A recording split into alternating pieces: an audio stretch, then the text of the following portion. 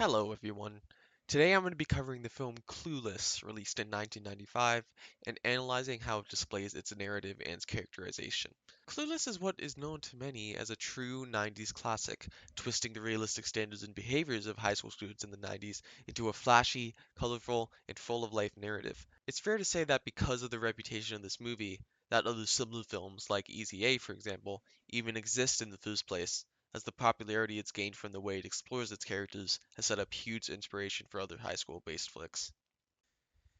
In this video, I'll be focusing on the main character Cher, and how her arc is clearly established across the three acts. One of my favorite parts about this film is the way that Cher's character development is the driving force behind the three-act structure.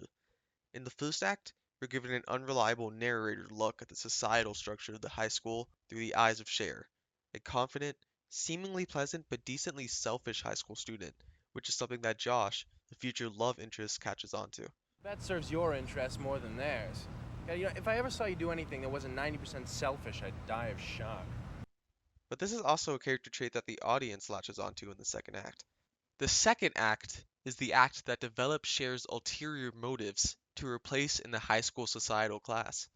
This act introduces the character of Ty, a transfer student who Cher believes can benefit from a makeover and a polished worldview that would help her move forward in her remainder of high school. This seemingly nice act, however, is really a move from Cher to boost her reputation. It's as if she's doing this to benefit from how nice of a person she is, rather than doing this specifically for Ty. Whatever. I'm gonna take that lost soul in there and make her well-dressed and popular. Her life will be better because of me. This becomes more clear when taking into account how Ty is the new student in the school. Cher is simply taking advantage of an open opportunity. It's in the third act, however, that Cher develops a self-awareness of the situation. It's most clear from the scene where Ty, now affected by the high school thought process encouraged by Cher, interacts with Travis and dismisses him with a joke, despite the film's proof of her obvious attraction to him. Hello. Don't the slackers prefer that grassy knoll over there?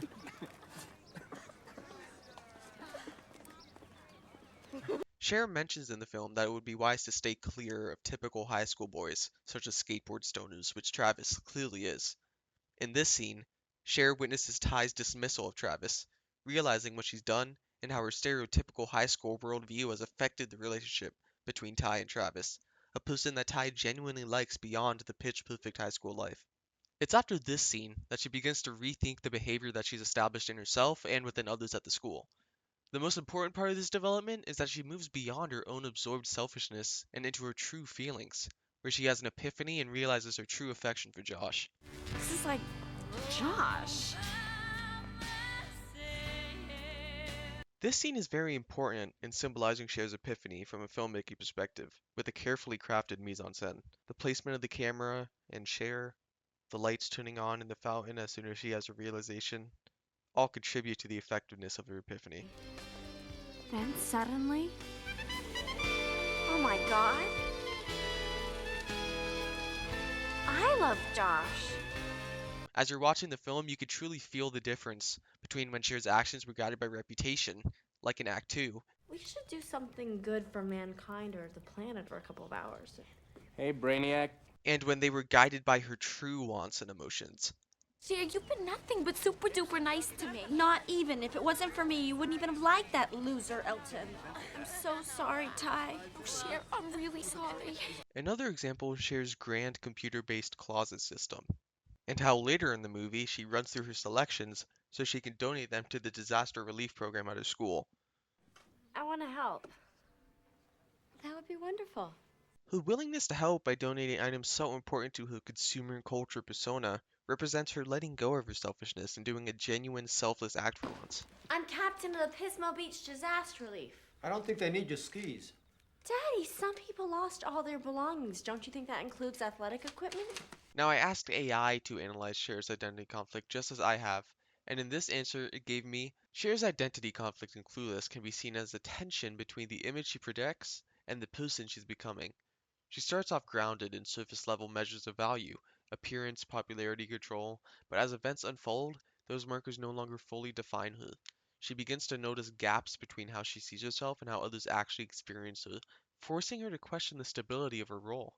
Her journey then is less about completely shedding who she was and more about negotiating between her constructed persona and growing awareness of deeper needs and connections. This response shows that it has an understanding, but it lacks the authenticity. She begins to notice gaps between how she sees herself and how others actually experience her is an accurate statement, but the AI doesn't back it up with any actual events occurring in the film.